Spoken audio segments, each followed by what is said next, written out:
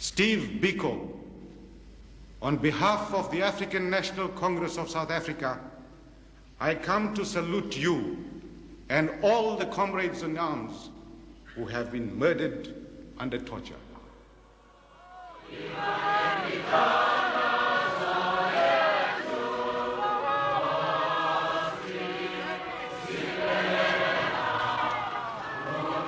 Sunday, September the 25th, 20,000 black South Africans came to mourn Steve Biko, the non-violent but militant black radical leader who died mysteriously in police custody. The South African... Sunday, September the 25th, 20,000 black South Africans came to mourn Steve Biko, the non-violent but militant black radical leader who died mysteriously in police custody. The South African government announced that Biko had died after a week-long hunger strike.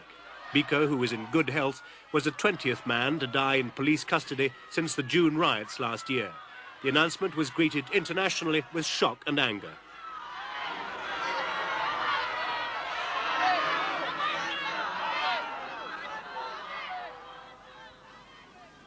Tonight we explore why this man was so important and the likely impact of his death on the future of race relations in South Africa.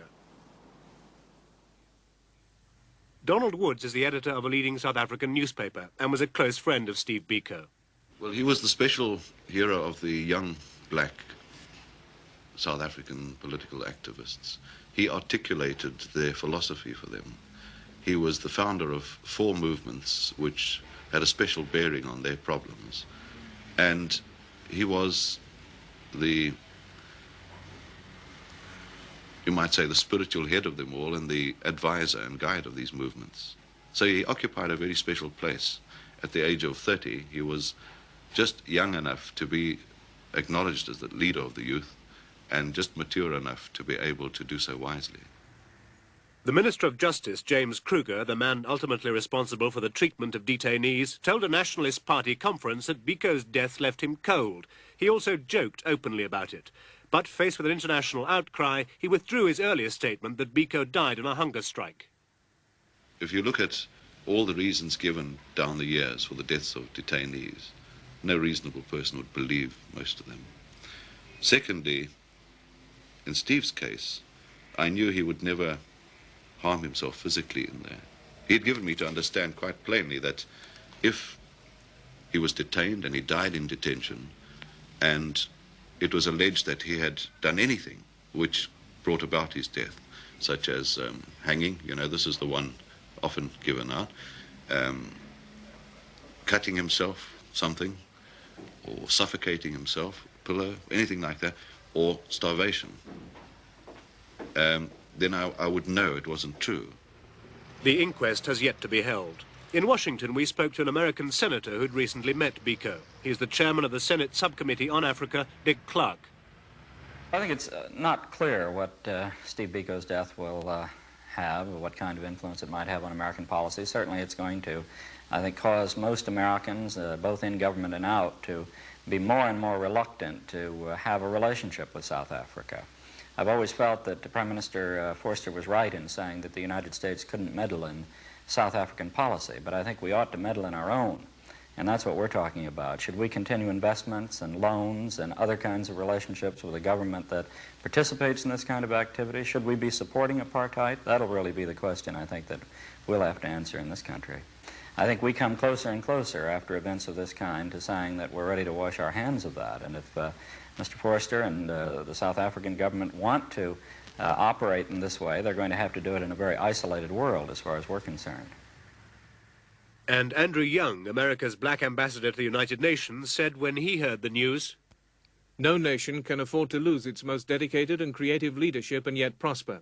I know personally how much the United States suffered nationally as a result of the similarly tragic deaths of President John F. Kennedy, Martin Luther King, and Senator Robert F. Kennedy. Certainly a future non-racial South Africa will mourn the loss of a dedicated native son, Mr. Biko." Few people in Britain had ever heard of Steve Biko before his death, but one man who knew him well was Sir Robert Burley, the former headmaster of Eton. Yes, I was out in South Africa, I think it was in 1970. I'd been asked by the students at the English University at Durban to give a lecture on academic freedom, and after it, two of them took me along to the students, the African students' hostel for the medical school. And I'd never heard of him before that, and I don't suppose many people had at that time. And I found him one of the most interesting young men I've ever met in my life, straight away, and had an astonishing conversation with him, which at once convinced me that here was somebody who was going to mean something. He said to me, "Mind you, there's got to be a white contribution too. We're not the only people in this country." And I thought, when I heard that, I thought, no, that's one of the most encouraging remarks I've heard. And I must say, it didn't surprise me altogether to find that he came from an African. The announcement of Biko's death led to memorial services throughout South Africa. In London, there was one at St. Paul's Cathedral, attended by, among others, Foreign Secretary Dr. David Owen.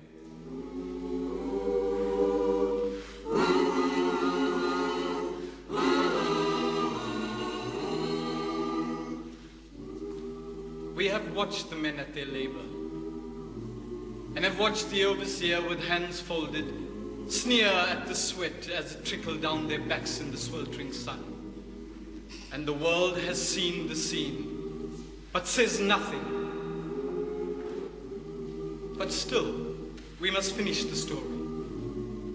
What does one say to you? O love, O brother, for you are of it, and you are in it. Yet we do not speak it with one another. For you and we are one.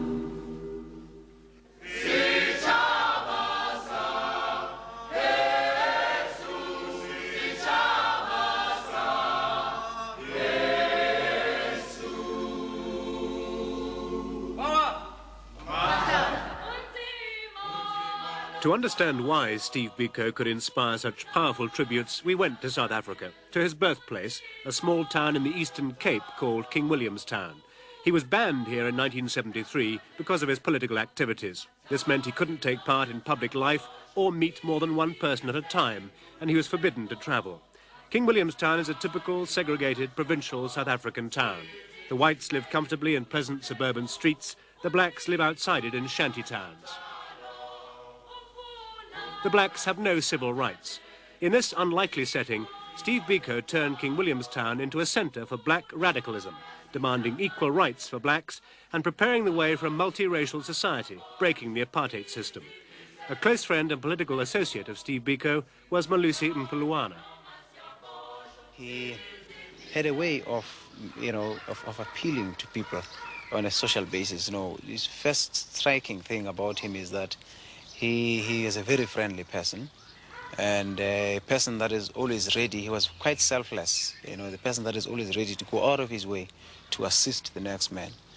And to a point where, even in the township here where he stayed at Ginsberg, he was not a lawyer, but everybody that had a problem of whatever nature, they would go to his home, just to consult him.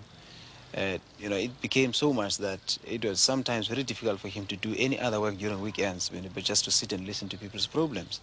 I would say the time that he spent with people led him to setting up all these projects that one sees around Steve. And they led to a greater conviction on his part that there was a greater need for blacks to really pull up their socks, to begin to do things themselves.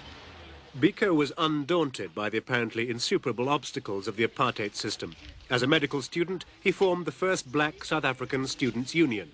Then, forced to give up his studies and confined to his hometown, he started a trust fund for the families of political prisoners and a fund to help young blacks get educated.